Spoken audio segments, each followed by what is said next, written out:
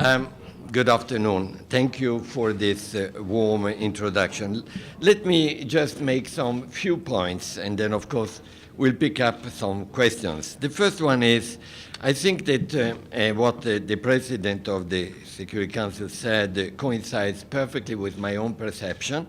It was a message today of the Security Council of welcoming the Astana outcome and thanking the President of the Republic of Kazakhstan for giving the hospitality and organizing this very useful meeting, and welcoming the outcome, which was actually the decision to have a mechanism in order to solidify, make the ceasefire, which broadly, quite effectively, is working in Syria, in order to make sure that this will be even more solidified.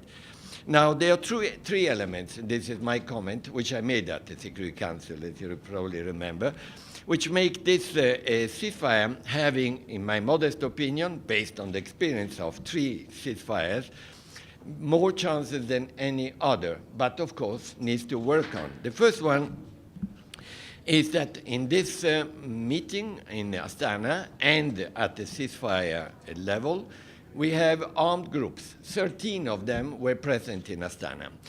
And on the other side, the government. The second is that there is a serious intention to actually establish a mechanism. That was missing the other ceasefires. And three countries who do have assets on the ground, and you know what I mean by that.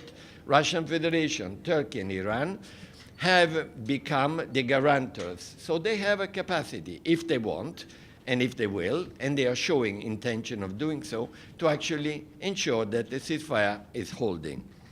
Now, the second point that came out, in my own understanding, was that there was a welcome to the intention on the 6th of February to have a follow-up technical meeting in Astana on the establishment of this mechanism. And the UN will be there because, frankly, we have 70 years of experience in ceasefire, truces, and similar difficult endeavors, and we will put it at the disposal of those who will be attending this follow-up technical meeting on the cessation of hostilities ceasefire mechanism. Now, I had also, and thank you for reminding me, a strong feeling that there was a recognition by the Security Council members of the central role of the United Nations through the Secretary General and his own Special Envoy for leading the talks on intra-Syrian discussions on the political process in Geneva.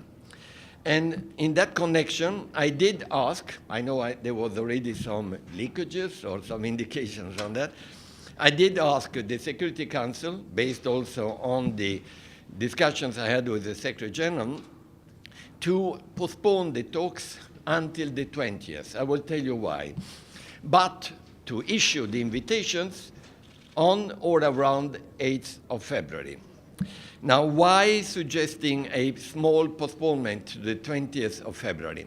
First, we want to give a chance to this Astana initiative to actually implement itself. If the ceasefire becomes as solid as we hope, that will only help the serious talks to actually be concrete. Secondly, we want to give a chance both to the government to come seriously engaged in concessions and in discussions, and we want the opposition, because things are changing radically and rapidly, to actually be able to be given a chance to come with one unified opposition. Now, here comes an important point. This time, if by 8th of February, the opposition will not be ready to come up with a unified group, I will have to, and I've been asking the Security Council for their own support and blessing, I will have to apply what I've not yet applied, which is a prerogative that 2254 gave to the Special Envoy to actually select the delegation in order to make sure that they can be as inclusive as possible, including women, which has not been the case, and as effectively representing the spectrum of both armed groups and political opposition in order to be able to be counterbalancing the Syrian government in discussions regarding the agenda, and the agenda is 2254. There's been a concern, and I've been expressing it too, about humanitarian aid, and I have to say it, because normally, as you know, Syria, the problem of humanitarian access is not due to snow or earthquake or rain. It is because there's been a conflict and fighting and danger of going here or there to bring food and medicines. Now, there is a ceasefire. There is no reason that one cannot accelerate humanitarian access to those areas which are besieged and everywhere in Syria. The sooner we have a stable ceasefire and a political process, there will be a much easier possibility for everyone to focus on priority one, which is fighting the terrorist organizations identified by the Security Council, al-Nusra and Daesh. I will stop there, and I'm ready for questions. Mr. de Mistura, what's Okay. the agenda of Geneva talks this time? Are you going to discuss forming a unity government or transitional body? Okay. Have you read 2254? Good, I know. Governance, constitution, elections. The rest I will not elaborate because that's something we will discuss with the Syrian sides. Yes, and then I will give to Madame. Yeah. The question is, you mentioned Iran and Turkey and Russia as guarantors. It's noticeable, and you've heard this from members of the Council as well, that there is no Arab presence, no Arab country's presence in an Arab country. How do you feel about that, and what are you doing about it? And secondly, what is it that we are at now? At one point, there was a Russian disagreement with Iran as to whether foreign forces, the withdrawal of foreign forces applies to the Iranian militias as well. You have not pronounced yourself clearly on that, to my knowledge. Does it? Has there been an agreement that foreign forces applies to the militias that are run by Iran, and therefore, how could they be guarantors? What did they give to make themselves legitimate as a guarantor? Okay, let me start with the first point. It was raised in the Security Council, it's not a secret, the issue about the involvement, engagement of the Arab countries. Well, I myself said that Syria doesn't happen to be in Antarctica. It is in an Arab region. It is an Arab country. There is no way that we will not be in a position of involving the Arab countries in what affects all of them. That's why tomorrow I'm meeting the Arab League representatives, and that's why it's so important to bring and keep the whole debate of the intra-Syrian talks under the UN umbrella in Geneva, because that's the best way to include everyone in the UN into that. Regarding militias, foreign fighters, there is a Security Council resolution about it. The issue about foreign fighters and militia, I know, will be an important point to be discussed among the Syrians on that, because, as you know, this is one thing that everybody has been saying, that there is a need to, at a certain point, leave it to the Syrians, not to foreigners, to be involved in their conflict. The floor is yours. Madam, sorry. I'm not elaborating on details because I leave it to the Syrians. The question is, actually, from your point of view, since you said Iran is a guarantor as well, are you saying Iran has the right to keep its militias in Syria until later stage? Is this what you are saying? Or has there been a clarification about the differences, the reported differences between Russia and Iran on this very matter of militias? Thank you. First of all, don't put in my mouth what I didn't say, please. What I simply said that Iran, Turkey, and Russia Federation are the guarantors of a ceasefire. I didn't say a guarantor of who is inside the country and the other. The rest will be handled by them. Mr. de Mistura, it was noted to us by diplomats coming out of the Security Council that you didn't mention the word transition, political transition, not even once during briefing to the Security Council. Are you still beholden to the transitional period, political transitional period, stipulated in the Geneva communique, and is that still a basis of moving forward. The British ambassador said there is no progress without a political transitional period. You seem to be very well informed about what was said inside the meeting. It's true, the British UK ambassador said exactly that. What I said is that I'm going to be guided by 2254. And if you read 2254, you know what it means. Yes, yes, and yes. Just a moment, question. Mr. de Mistura, it is Russia who called for the meeting in Astana. It's Russia who decided to postpone the meeting of February 8th. Is Russia now leading? Is the championing the case? The whole thing is now in the hands of Russia?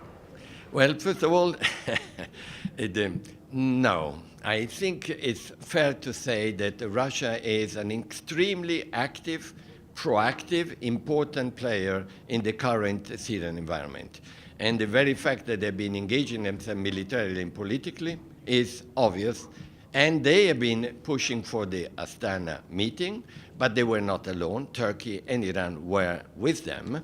And it didn't take place in Moscow, but in Astana, exactly for the reason of wanting to maintain some type of independent look. Regarding the postponement, well, Foreign Minister Sergei Lavrov did announce that according to his understanding, I would be postponing the meeting up to the end of February. Well, I think the truth is that I've been trying to keep informed everyone, including Russia, of my possible intention to postpone it, and he was actually conveying our intention, not the Russian intention. And I appreciate that. Now, you had asked for the floor. I will give it to you. And no one on that side? Yes, the lady.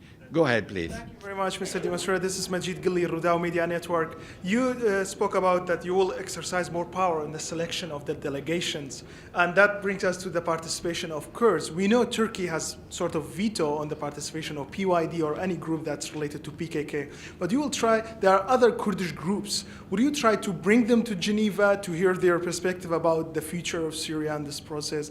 And is there any serious attempt by you and by your office to include them in the talk? Good. Can I ask you one thing? I hope you realize how delicate the task that the UN, myself on behalf of the Secretary General, is going to take if, as I'm indicating, by the 8th of February, the opposition would have not, thanks to the pressure I hope they're getting from their own countries and sponsors, succeed in having a unified opposition, that I will be then having the responsibility, which is going to be a complicated one, to actually organize the invitations based on 2254. So I hope you don't want me to talk about how the delegation will be before I do so. Why don't you wait instead until the 8th of February and see how this will become implemented? Sorry, I'm not going into more details on that. The lady will there. Wait, can we give a time opportunity to a lady? Yes. Thank you. Please. What is a mechanism? And secondly, where does Hezbollah fit into any of this? What is the mechanism? What do you mean by a mechanism? What Okay. is it? And then how does Hezbollah fit into any of this? Okay. The mechanism, when we refer to mechanism on a ceasefire, means a series of rules of the game agreed upon by all the guarantors and the fighting sides in order to know what do we mean by an incident. How do you detect the cause of the incident and the fault or who is infringing the ceasefire, and what would be the consequences to that? 3, to have actually a team, a group, a commission made of competent people, and that's why the UN can help, not in being a guarantor, but advising on how you do it, in order to every time monitor and then follow up on an incident. One more question, and sorry, I know you're a lady, but this time I will give it to this gentleman. Thanks a lot. Thanks a lot. Matthew Lee, Inner City Press. I I wanted know. to ask whether the U.S. has come out with this idea of safe zones, and whether when you discussed with Ambassador Haley this was discussed, and also the new Secretary General, your spokesperson in Geneva had said you would be coming to New York to speak with Antonio Guterres. Have you done so, and what's his role, I guess, in the process that you're describing? Okay, let me start with the last point. I am in constant contact with Secretary Antonio Gutierrez because he is very engaged, very interested in solving or trying to see how the UN can contribute to solving the Syrian crisis and tragedy. He said it from the very beginning, from the first day. Secondly, regarding this first question, the answer, we have not discussed it. The ambassador didn't raise it. I did not raise it. Thank you very much. I'm sorry. Thank you.